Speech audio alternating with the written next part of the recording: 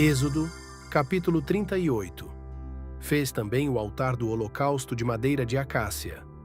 Seu comprimento era de 2,20 m e a largura era de 2,20 m. O altar era quadrado. A altura era de 1,30 m. Nos 4 cantos colocou 4 chifres, os quais formavam uma só peça com o altar, e o revestiu de bronze. Fez também todos os utensílios do altar, recipientes para recolher as suas cinzas, pás, bacias, garfos e braseiros. Todos esses utensílios foram feitos de bronze.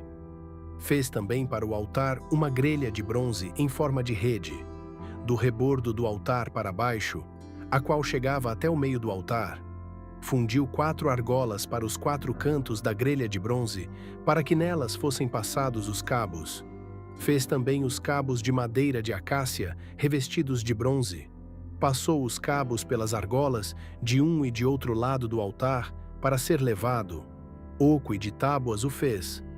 Fez também a bacia de bronze, com o seu suporte de bronze, dos espelhos das mulheres que se reuniam para ministrar à porta da tenda do encontro. Fez também o átrio ao lado meridional, que dá para o sul. As cortinas do átrio eram de linho fino retorcido, de 44 metros de comprimento. As suas 20 colunas e as suas bases eram de bronze. Os ganchos das colunas e as suas vigas superiores eram de prata. De igual modo, para o lado norte, havia cortinas de 44 metros de comprimento. As suas 20 colunas e as suas 20 bases eram de bronze. Os ganchos das colunas e as suas vigas superiores eram de prata. Para o lado oeste, havia cortinas de 22 metros. As suas colunas eram 10, e as suas bases eram 10. Os ganchos das colunas e as suas vigas superiores eram de prata. Do lado leste, para o nascente, as cortinas tinham 22 metros de comprimento. As cortinas para um lado da entrada tinham 6,60 metros de comprimento. E as suas colunas eram 3, e as suas bases, 3. Para o outro lado da entrada do átrio, de um e de outro lado da entrada, havia cortinas de 6,60 metros de comprimento. As suas colunas eram 3, e as suas bases, 3. Todas as cortinas ao redor do átrio eram de linho fino retorcido. As bases das colunas eram de bronze. Os ganchos das colunas e as suas vigas superiores eram de prata.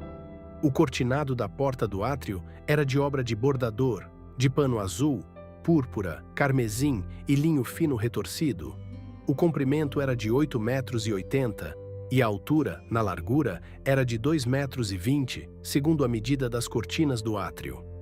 As suas 4 colunas e as suas 4 bases eram de bronze. Os seus ganchos eram de prata, e o revestimento das suas cabeças e as suas vigas superiores eram de prata. Todos os pregos do tabernáculo e do átrio ao redor eram de bronze. Esta é a enumeração das coisas para o tabernáculo, a saber, o tabernáculo do testemunho. Segundo por ordem de Moisés, foram contadas pelos levitas sob a direção de Itamar, filho do sacerdote Arão. Bezalel, filho de Uri, filho de Hur, da tribo de Judá, fez tudo o que o Senhor havia ordenado a Moisés. Com ele estava Aholiabe, filho de Aizamaque, da tribo de Dan, mestre de obras, desenhista e bordador em pano azul, púrpura, carmesim e linho fino. Todo o ouro empregado na obra, em toda a obra do santuário, a saber, o ouro da oferta, foram 1.000 quilos, segundo o peso padrão do santuário.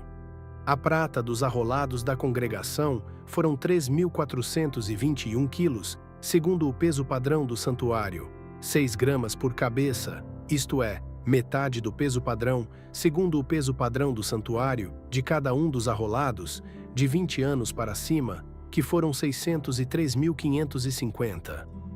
Empregaram-se 3.400 quilos de prata para fundir as bases do santuário e as bases do véu.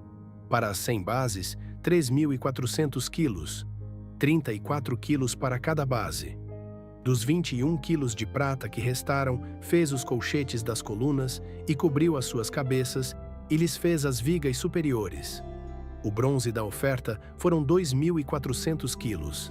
Dele fez as bases da porta da tenda do encontro, o altar de bronze, a sua grelha de bronze, todos os utensílios do altar, as bases do átrio ao redor, as bases da porta do átrio, todas as estacas do tabernáculo e todas as estacas do átrio ao redor.